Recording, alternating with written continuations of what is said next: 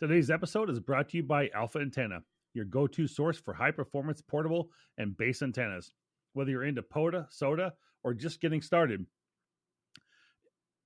they have a reliable setup that is convenient for you, either portable or your home station. Alpha Antenna has you covered with innovative top quality products, from lightweight portable systems to rugged all band solutions. They design antennas built to perform in the real world, and I've been impressed with their durability and ease of setup, making them perfect for both beginners and seasoned operators. Support the podcast and check out their full lineup at alphaantenna.com. Don't forget to use my link in the show notes to let them know the ham radio guy sent you. Upgrade your station today with Alpha Antenna. And if you have not checked out the latest video from my YouTube channel, go ahead and check that out. Talking with Steve at Hamcation about the new mag loop that they have got created.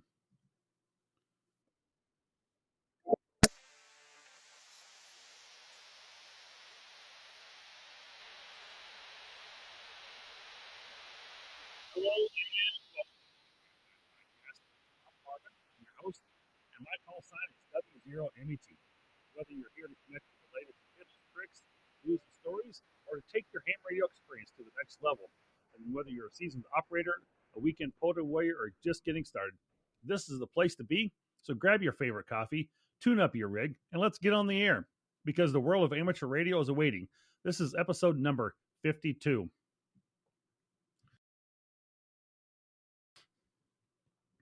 Well, our segment featured today will be talking about VE testing. And I think that's going to be an interesting topic. I hope that you'll enjoy it as well and that you'll learn a lot from it. But of course, at the beginning of all my podcasts, I always talk about something very... It's 17 hours. A topic or a product of some sort. And if you're ready to elevate your gear and enjoy a fresh cup of coffee, while you're at it, check out the W0MET.myshopify.com for exclusive swag and premium coffee made for the true ham radio lover. Everything out from the field day brew to the Morse code mocha. I've got a breakfast blend. I've got lots of different flavors out there. They're really great, and I hope that you will look at going and getting one of those bags of coffee. If you enjoy coffee every day like I do, drinking at least 2 or 3 cups, then it's going to be a perfect blend for you. It's most reasonably priced. I've got literally the minimum price on I can put on it.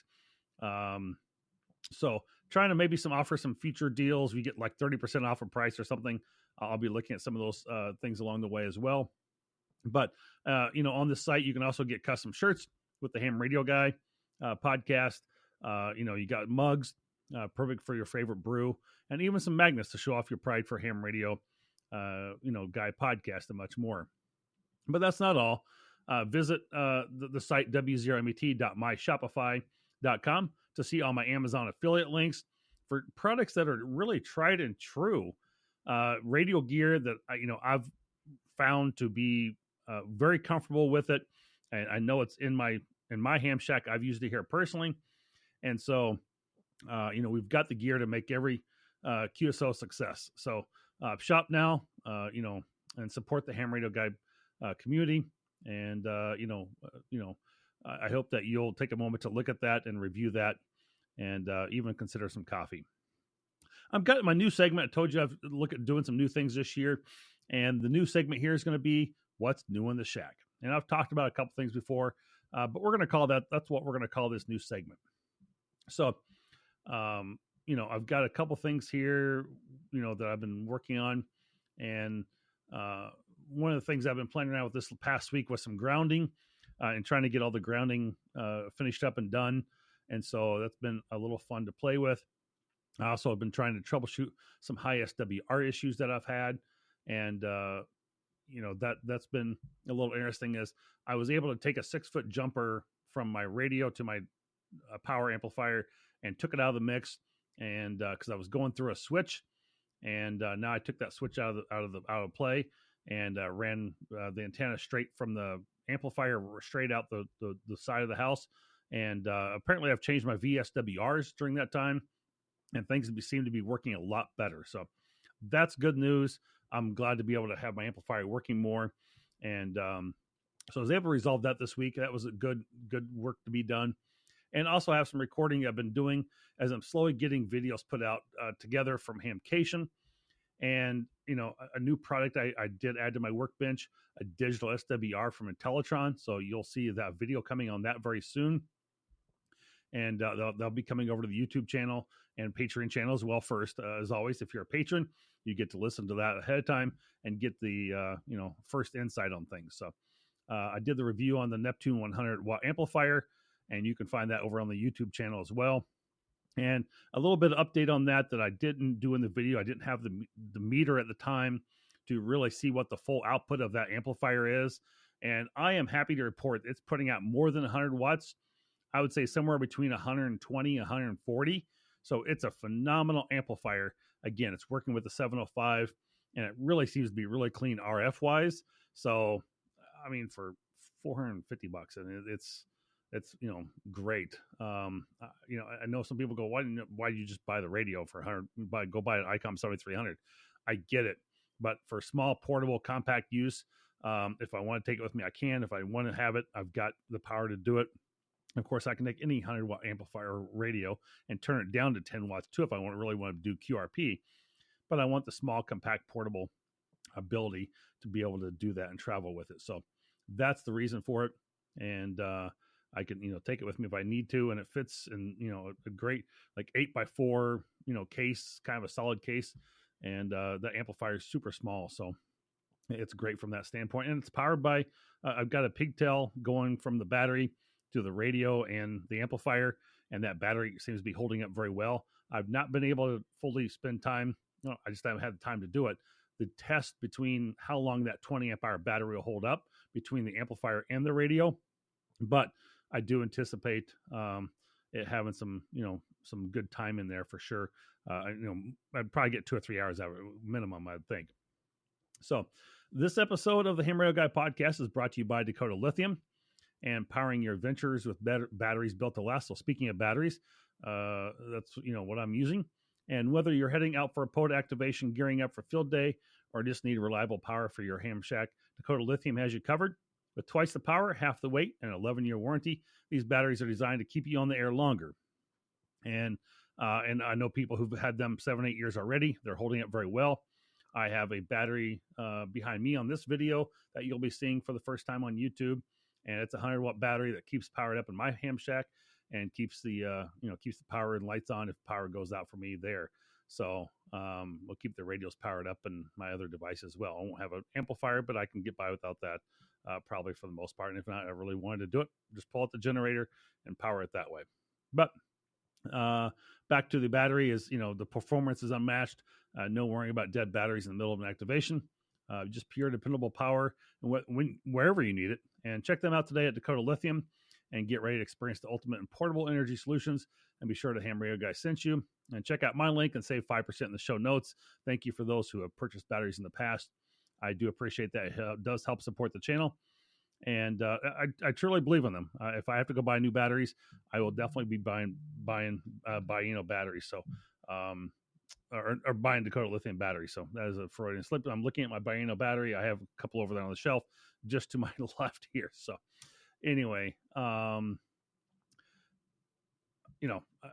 really do think that Dakota Lithium is a great battery, and they obviously are a sponsor of the show, but at the same time, I think it's great that they're a good product, and they're made here in the USA. I know some products come from overseas, but they are a USA company at least. So.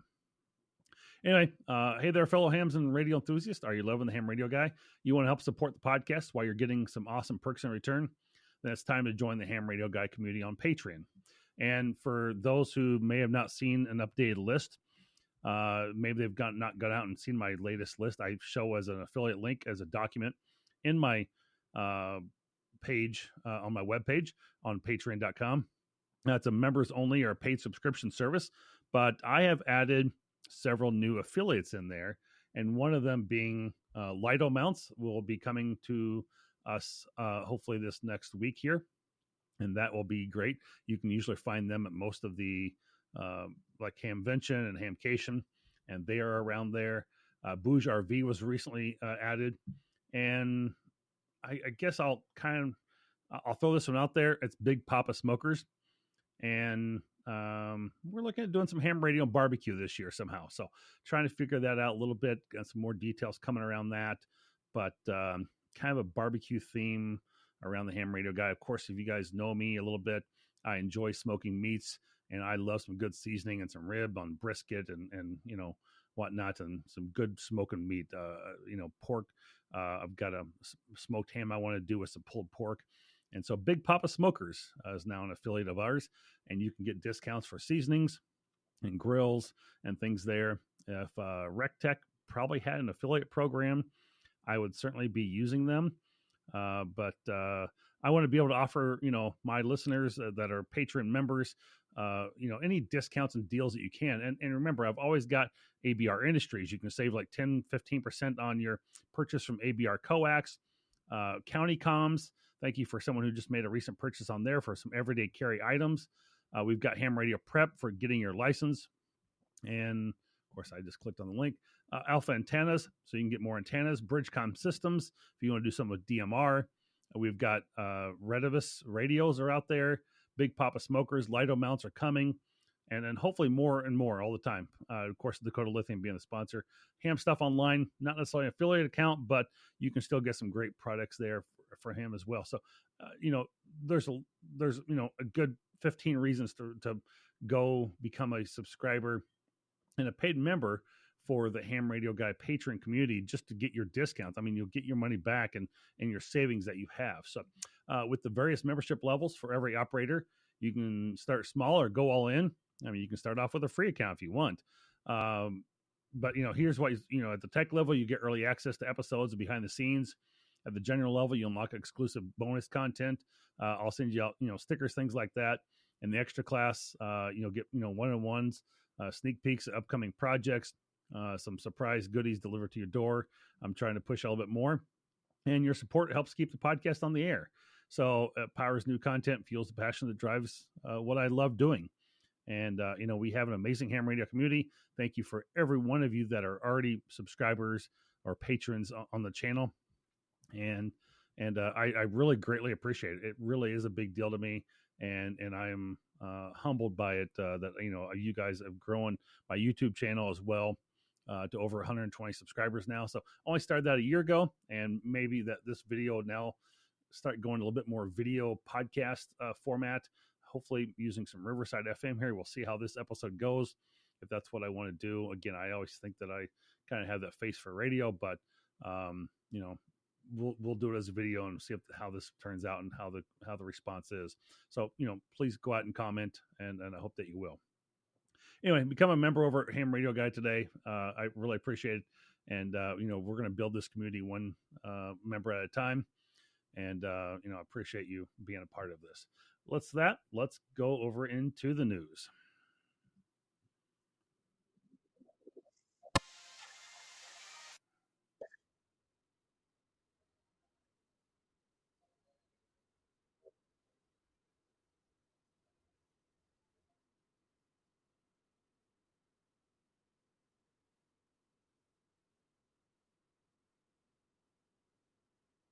As of February 12th, 2025, Rig Expert's administrative office was completely destroyed by a Russian ballistic missile. Unfortunately, all employees are safe. And despite the difficult situation, the Rig Expert team is committed to restoring operations as soon as possible to continue providing their products to you. They're working tirelessly to minimize delays and fulfill their commitments. Besides, they are maintaining their usual customer support and operations. So please don't hesitate to get in touch with them if you need anything. And it is their top priority is the safety of their team and the continuity of their operations while administrative offices in ruins. Their production facilities survived, allowing them to continue serving their customers and partners. So that was from the CEO, and that was released on February 12th. So there is Rig Expert. They make the Shackmaster power supply. They've got the Rig Expert antenna analyzers and several other little products too. Not the ones that I've used or anything at all, but they have some good quality stuff over there in Ukraine. So I'm glad that their team is safe and all is good. Out of Hamcation, I have a story for Orlando, Florida. Amateur radio clubs looking to increase membership engagement got valuable insights last week at the Hamcation, one of the country's largest ham radio conventions. Ken KN2D, a marketing professional and a ham radio enthusiast, delivered a compelling presentation on strategies to encourage greater participation within clubs. Ken emphasized the importance of understanding why some members remain inactive despite paying their dues. They pay their dues, but that's all they do, he noted. Asked them why they aren't active in the club and what would get them more involved. Among his key recommendations was a direct approach, personally reaching out to inactive members to understand why their reasons for disengagement. While many clubs consider formal membership surveys, Ken suggested that simply asking these questions in a more conventional or conversational manner could yield meaningful results. His presentation resonated with attendees, sparked discussions about new ways of fostering a stronger sense of community within their club, and a practical real-world marketing strategy tailored to amateur radio organizations. Ken's insights provided valuable takeaways for club leaders aiming to boost participation. So that is Amateur Radio with a release date of February 15th, 2025. Well, with that, let's get into our main topic for the week.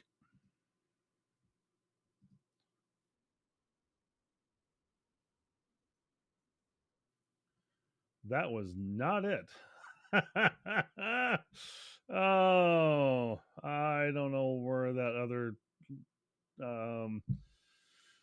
tone went, but all right, we'll forgive that one. That was supposed to be the Ham Radio Guy joke of the week, and because our main subject line this week is going to be a little longer, I was going to forgo that, and I don't have a new joke from Rick at all as well. He's got new ones coming to me very soon, but that was not supposed to be, that clip was not supposed to be it. So, but it is what it is.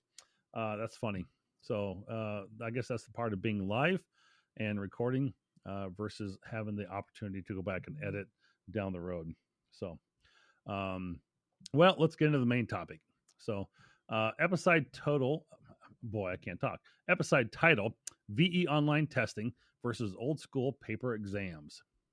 So we're going to dive into a topic that changed the way many of us in the amateur radio hobby has began to become a licensed operator, and that is through the evolution of the volunteer examiner testing. And, you know, we're going to compare the modern convenience of online testing with the traditional and paper exams. And, you know, whether you're newly licensed or a seasoned operator, hopefully this conversation will shed some light on how VE testing came about and the changes to these testing methods that have shaped amateur radio landscape today.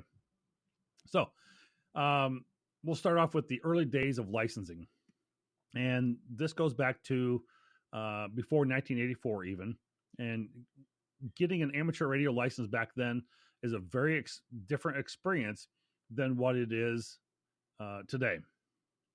All exams then were administered by either directly or indirectly by the FCC, and they had rules established by the Communications Act of 1934 that they were still following over 50 years later. And that act governed all aspects of radio communication within the U.S. So exams at that time, back about 1984, were only given at one of the 23 different FCC district offices across the country. So if you got your license before 1984, you had to go to an FCC office to do that. And if you lived more than 125 miles from one of these offices, you had other options to take certain exams, like novice, technician, or general. You could do it by mail. However, the licenses still had to be graded by the FCC personnel at a district office. And if you obtained a general class license via mail, it was designated as a conditional license back then. So around early 1980s, budget constraints, of course, led the federal government to reconsider its role in licensing. And so in 1982, on September 13th, Public Law 97-259 was enacted, amending the Communications Act of 1934. And this allowed private individuals and organizations to prepare and administer the amateur radio exams. So just a month after the law was passed, the ARRL filed a petition requesting that only nonprofit educational organizations be permitted to participate in the program. And what followed was a series of decisions regarding exam development, question preparation, regional structuring, and cost management. So in uh, July of 2024 marked the 40th anniversary of inception of the ARRL Volunteer Examiner Program. And, their programs had a long-standing tradition of serving the amateur radio community and the FCCs with integrity and expertise. And I truly believe that. I think that's probably been the case. And, it is a pretty tight-knit program for the most part. And the ARRL VEC program is obviously nationally and globally known as a great contributor to amateur radio community. And, I think it is a symbol of excellence, and that people hopefully over the years have been honest and have integrity about the testing process. And I really truly being a part of some of those that have done the paper exams, that that is probably the case. So on July 21st, 1984, again 40 years later here, the FCC and the ARRL came to a memorandum talking about the volunteer exam coordinator, and it gave the agreement was to officially authorize ARRL to accredit a volunteer examiner program and coordinate the exam sessions, which they've obviously done for the last 40 years. And the first ARRL VEC exam was held on September 2nd, 1984, at the Pacific Division Convention in California. So, that was, again, that's been a long time ago. So, this is information from the ARRL now, and the first 40 years they've accredited over 81,000 licensed as VEs. So they've got 81,000 VEs out there, and the VEs have conducted more than 183,000 tests. And I really think it would almost be more than that, but they're saying they've done over 1.1 million individuals that have taken 1.4 million examinations during that time. So I think the 183,000 test sessions and testing 1.1 million individuals, I'm sure they have, but I'm still trying to figure out how that coordinates in today's numbers of 750,000 people being licensed amateurs. I'm sure, silent keys and people, just not got into it, but, maybe they haven't renewed their licenses, but, it just seems like some numbers are off there, but maybe that's just me. And the ARRL does, of course, the special event call sign coordination, and they do the club call sign administrators, and they do have question pool writers there, and a knowledge of information on licensing matters. If you need to test, or if you need to get operate in another country, ARRL is good for helping you coordinate that type of information. And of course, the ARRL has said that in 2024, this will be the last year that the ARRL VEC will create, print, and ship new examination booklets for the question pools. So this is moving them one step closer to their digital transformation with VE teams using paper test, and they'll have to go to an online exam platform. And we'll talk about that in just a moment here of exam tools, or like Ham Radio Prep, or some of the others that people have done. The obviously that will going digital with an exams. I think it's a lot more secure. You do keep the integrity to the system, and obviously that will reduce printing and storage and shredding for them. And any delays that would happen because of shipping, everything can be done via automation now, and makes things go really quick.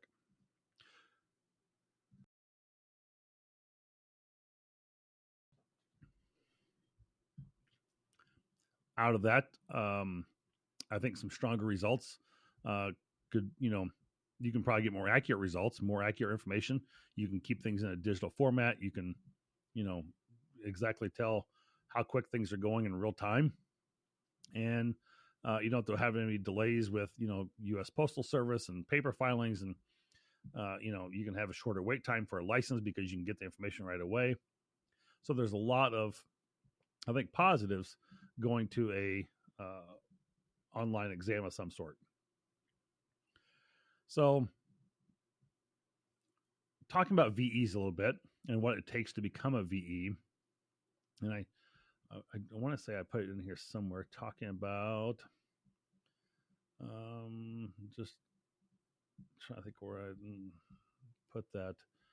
But if you want to become a VE for like W5YI or ARRL, you've got to go out and grab their booklet, which you can find information online. And I'll probably put a link in the show notes to that booklet so you can find it if you'd like to become a VE. It's a great thing to be a VE.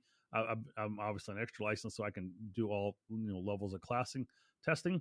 But I do all my exams are done online with other individuals, and so but I think volunteering exam is a good thing to do. And so go out and get your booklet, read through that. You take an online test. It's a kind of an open book test. It's pretty easy to do. You send that in, and you can get your information back pretty quickly. And if you get with ARRL and you've got your VE testing there, then going through W5YI is very simple as well. And both are great programs. I'm VE through both of them. And so, I think the year of 2024 was the big title for the ARRL for being the Volunteer of the Year, program, and so that's probably where because it was their 40-year anniversary, that's where the volunteer theme came from, and so I think that's cool that they recognize that, and it was good, but there's a lot of volunteering that does go on within amateur radio for emergencies and things like that as well, and not just VECs. And I'm sure that was kind of recognized across the board overall, but nonetheless, that still, I guess we're talking about VEs here, so we'll leave that alone for now. But we can talk about volunteering another time, and I think I've done a prior podcast on the way back talking about that as well. So a select number of volunteer exam coordinators are out there, and they really act as that intermediary between the FCC and the individual volunteer examiners. And so, there's a handful of those out there that do exist. And the FCC would only work with a few VECs instead of the thousands of independent examiners. Obviously, that can become very convoluted and very difficult. And today there are 14 active VECs in the U.S., coordinating all the National Conference of Volunteer Examiners. And one notable member of the NCVEC is the Anchorage Amateur Radio Club. They have their own VCE program up there. And, again, I think W5Y is like another one. So there's plenty of them out there. You can find them, where you need to go if you have questions about things. But, I think a lot of people started switching over from a kind of a paper exam, knowing that this year is going to be the year of going more automation. So let's talk about some traditional paper method testing first, and maybe how that got revolutionized over to the technology side, using some type of laptop or tablet to be able to do exams, as a lot of people know today. So, the old school approach for paper exams, existed for decades. And that was really the standard method of testing. And it came down to, a very unique experience of how that worked. And, there's a handful of different tests out there for each classification of license, technician, general, and extra. And probably back in the day, even advanced or novice, there was, different paper tests for them as well. And, people would have to study through like club meetings and things like that. Or study in groups or on their own, whatever. And then they could, sometimes some of these exams would happen at club meetings and a different hamfest, or maybe just an organized gathering on a Saturday morning at like an EOC or a church, or maybe a local community center or something like that. And you'd have to go in person to take the test and be there with a set of VEs at the site. And all these VEs were made up of licensed hams, and they would have to grade these tests on the spot, and each test had a number to it, along with a testing answer sheet that was graded, that would grade the exam as well when you're done.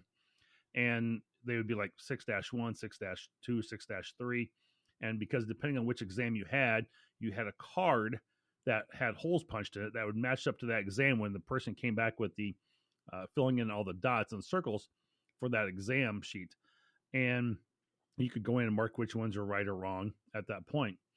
And you always had to make sure you matched up the right exam with the right testing sheet in the end to make sure it was accurate.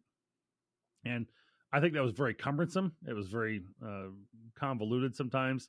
And if you had multiple VEs at a VE session, which I've been a part of this, and is that you're trying to go through and grade them. You got to make sure you hand off the right answer sheet to which one they're doing, and which answer sheet had the information, and matching up all the numbers. And it was just kind of a pain to keep all the files and information as well. I'm glad I was not the coordinator of that, to be honest. And thank you, Dave Wilson, for that. But I think there was definitely some lessons learned from that, and that taking a paper exam, being surrounded by others, people who were wanting to be hams as well, provided a sense of camaraderie. It was good to know to meet those people in person and be able to see them and say, hey, you know what, we have a club here. We'd like to be able to invite you to that next club meeting. Congratulations on getting a license, exam, passed, whichever class that may be. Maybe they were upgrading.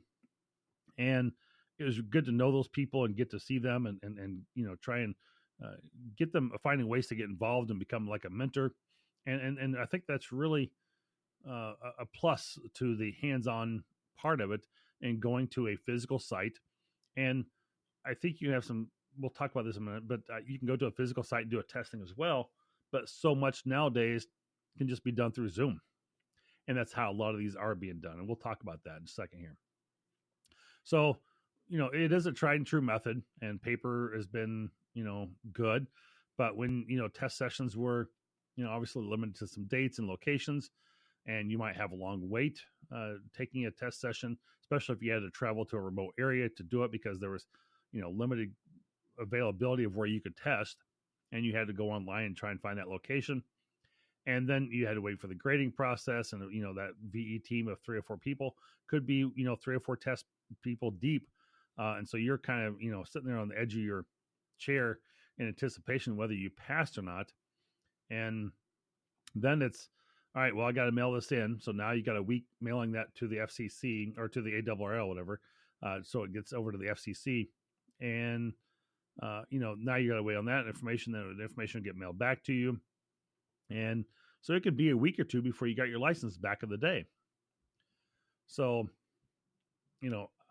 that, obviously created challenges and anticipation people too, and find that information out and hope that you didn't have a problem in the meantime with any of your information that you were submitting through your forms and paperwork.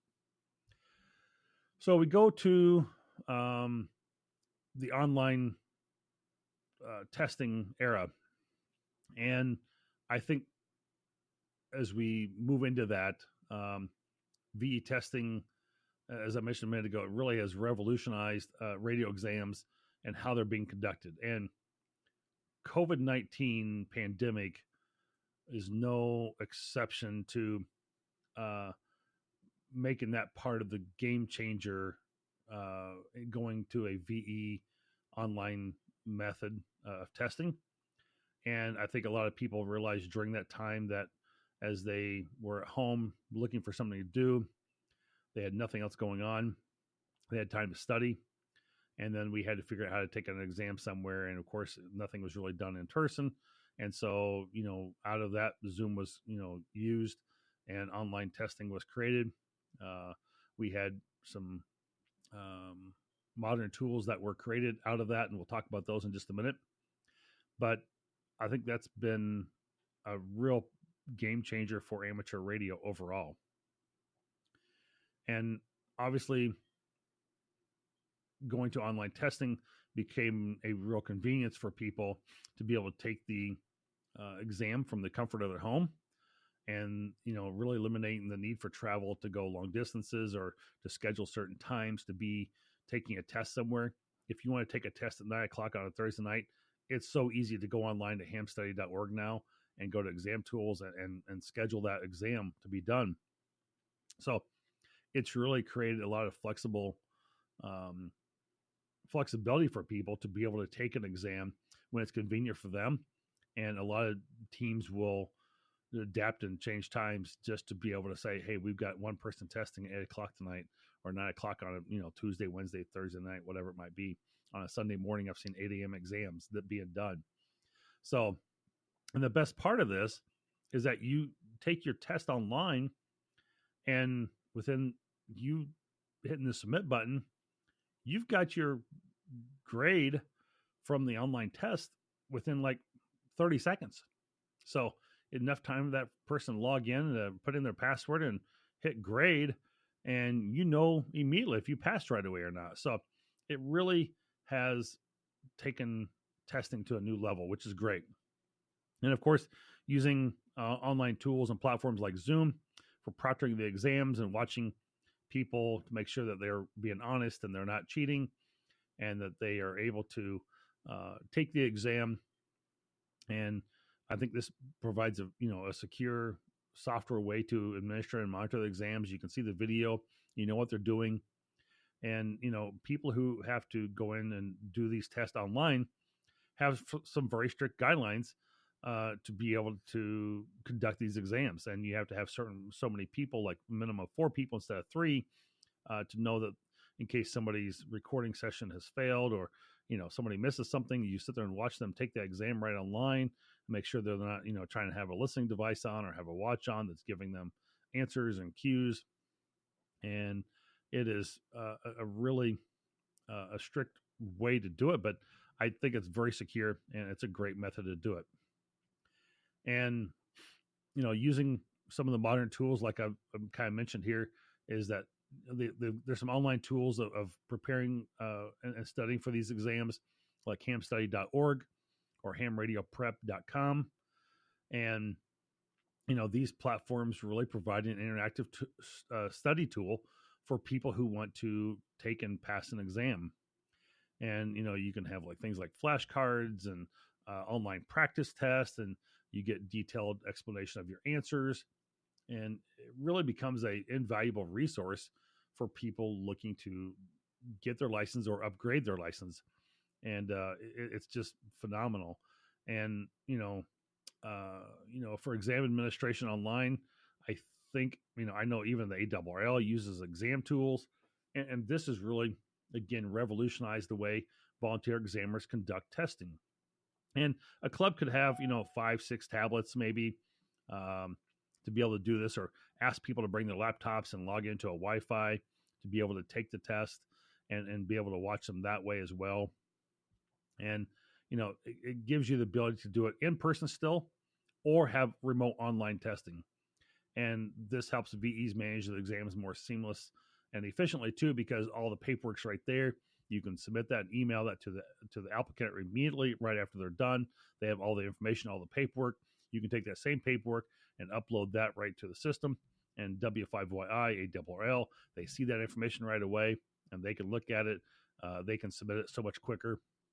And it really does make a great difference in the end to the individuals who are trying to get a license. So, additionally, like I said, mentioned a minute ago, Ham Radio Prep, offers those structured courses, and they really help you study and streamline your learning, making the process easier for hams to be able to get their license. And you can also use a link in the show notes that I've got under affiliate links to save money. If you're listening to this and you're looking to get your license, or upgrade your license even, you can save money with hamradioprep.com. And James down there and the team does a great job in explaining all the information to you at that point. So definitely check them out. They're both great exam testing tools, and for studying and preparing either for new or upgrade licenses. So we're going to take a little comparison quick to finish this off, is looking at comparing the two methods. Is we got paper and testing, and then online testing. And I think they both have their pros and cons. And so we're going to look at paper-based exams first, because that's what we talked about. And like I said, you can have in-person uh, camaraderie, that sense of tradition and community, and doing a paper test. And some people like that hands-on experience. They want a physical paper to touch. Some people just like reading a magazine versus reading a news article or something online on a tablet or a computer. They'd rather have a paper copy in front of their hands. And so some people just may prefer that testing method as well. And I think the biggest advantage of this is you don't have to worry about reliance on technology or internet, because if you don't have either one of those or can't make it work when you get to the exam, that's going to be a problem. So, you don't have to worry about battery dying in the middle of the test and knowing what happened, and going, well, I got to start my test all over. I was doing so well. Those type of things could happen. Of course, maybe Windows, if you have a Windows computer with you, they want to do an update in the middle of it and says, hey, you got to update and shut down. And, it does it automatically for you. So those type of things can happen. So that can be difficult as well. I think, sometimes you might have limited availability and scheduling to go with, paper-based exam. You had to wait till, the next month when the club or something is going to host an exam session. And you might want to be testing next week when you're ready to go and you could get your license sooner. And so, having an online exam would definitely help with that, versus a con for a paper exam. Travel, again, you had to travel back in the day to the FCC office to get your license, or travel to a club meeting. And, if I'm knowing people to travel an hour to get to a club that was, hour away from them because they were offering an exam session. And I think the ARRL usually has those exam sessions posted online. And so people may travel to, an hour or so to go see or to go to a session just because of that purpose. And again, you may get your results right away, but obviously you won't get your license quite as quick doing it.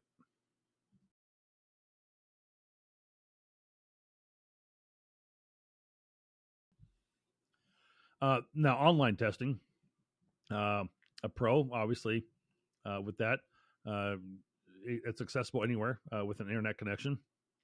You do get that flexibility of scheduling at your convenience when you can. And you obviously have a faster turnaround for results and license processing than you do with getting a paper copy mailed in, that sort of thing. A lot of people are scanning it now and sending it as from the paper copy there for those who are still doing it. But it is, it's coming around. And obviously you need to have, a technology set up or internet connection of some sort for people to be able to do that and be able to see all the people testing at once. But I've tested groups of 10, 12 people at a time doing this method, and it works out very well. You can see their progress. You can see what's going on. You can grade their exam right away, and they can, start the next testing. You can ask if they want to do the next testing. If they're starting a technician, they want to try a general exam, you can push it right to them and get it going right away to them. Shuffling papers, trying to figure out whether they passed the first one or not, because immediately whether or not they passed. So you can get them going on a general test immediately. And some people may feel less personal or disconnected from a ham radio community by this, because I've seen people test in their bathrooms, in their bedroom closets, because it's quiet and away from everybody else. It's very odd where I've seen some people test, but that's what they do on these online tests, and it's usually very quiet and secure. Again, from bathrooms to bedroom closets, it's crazy. And if they feel in taking an exam and they're in their bathroom or something, and they're they might feel a little intimidated or feel a little scared of having to share off their house or their back drop of whatever they might be doing, because you have to have all that turned off when taking an exam overall, unlike a Zoom session doing the online version. So, again, there's pros and cons. I think the pros for an online exam is much outweighs the cons and pros of a paper testing today. But that's in my opinion. I've done it. I like it. It's a great way to go. But overall, I think the change in VE testing for ham radio has had a great impact on the hobby. And I think a lot of people have been very acceptable of going to this online testing. And they really, during COVID, really liked it because they wanted something to do. And so, the shift to online testing, I think, has lowered some barriers for entry, making amateur radio more accessible than ever before. And if you're in a remote area with limited mobility, and maybe you're a little older, you might have an easier path to getting licensed too because you can take it right online.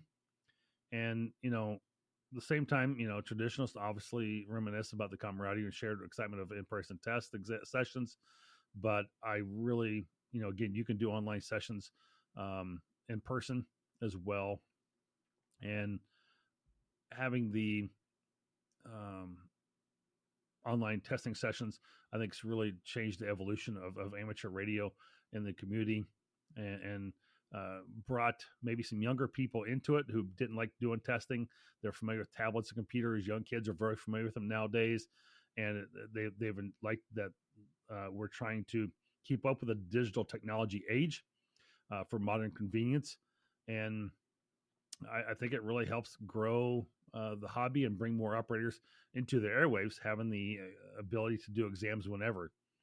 And definitely online tools like Ham Study and Ham Radio Prep certainly help that as well. So I see value in both methods. I think paper exams maybe honor the rich history of amateur radio, but they're going to the wayside, and you really have online testing embracing innovation and technology, and it's not really about being one better than the other, but it's really finding what works out best for the individual. And being that again, papers are going away, we're going to have to probably adapt to that. So I'm curious what your final thoughts are. What do you think? Have you taken an online exam? Do you miss the old days of in-person testing?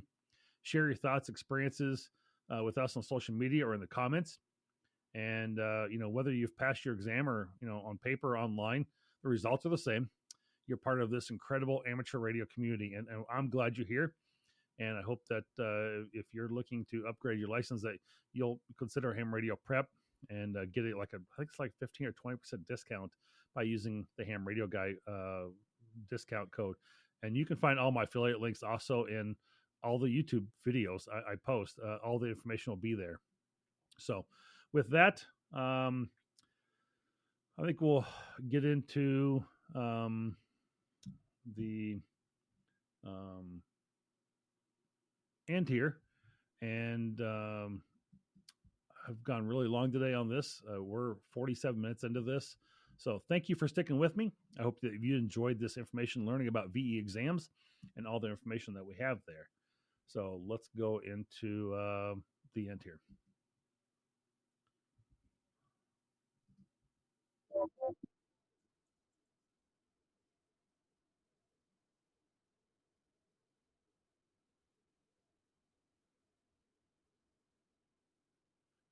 So a big thank you to all who've been patron supporters for making the Ham Radio Guide podcast possible.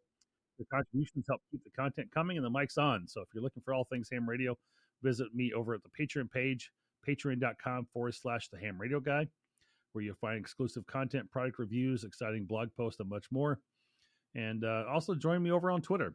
That's my only other site that I have besides the w0met.my Shopify site. You can go look for things and find some of the cool trends and gadgets over there as well. So if you are looking for any of those tips or trends in the ham radio world, I've got you covered. Thanks for being part of this great community and helping share the love of ham radio far and wide. So check out the Hamfest schedule for a Hamfest near you. I know there's lots of them coming around. Hamcation just passed. Dayton will be the next big one. But there's always a chance for you to find a local Hamfest coming up near you over at the ARRL Hamfest schedule page. And I know there'll be lots of little ones, but Dayton, I think, is around the 16th through the 18th of May, roughly. And we'll try and get that into the calendar here for the next session or two. And looking forward to that. One other thing is go check out the usnara.com page, or I'm sorry, .org page. This is the National Amateur Radio Alliance. It is a new group that's coming up that I can't say it's replacing the ARRL, but I think it will. It's not competition necessarily, but it will be more member driven and for member benefits, and it will be about its members and not profits and personal agendas. So I think that will be huge, and I hope that you will consider the USNARA, NARA.org So it's usnara.org. And that's the National Amateur Radio Alliance. And hope that you'll take a look at that. It looks like membership dues are going to be around $32 roughly. And, it's just getting built, getting started. There's some support behind it. And I think that from comments I've seen on other YouTube pages and other blogs and forums, that a lot of people are fed up with ARRL and would like another alternative. And they're kind of like the NRA. Is just people are fed up with it. They'd like to see something else. And so I think this organization is forming to help create the benefits for members, and it'll offer discounts to different products along the way, and work with some other vendors. And it won't just be individuals; it could be clubs, it could be a manufacturer, Yaesu, ICOM, any LDG Electronics, any of those organizations could also become members. And so, hoping to grow that organization and hope that it will be supported, and find a way to make it member driven. So, anyway, check that webpage out as well. Thank you for joining. And as I say, in the chair and on the air, this is the ham radio guy. And happy hamming, keep the antennas high, the signal strong, and I'll catch you on the next episode of the ham radio guy. Check out my YouTube channel as well, and see all the videos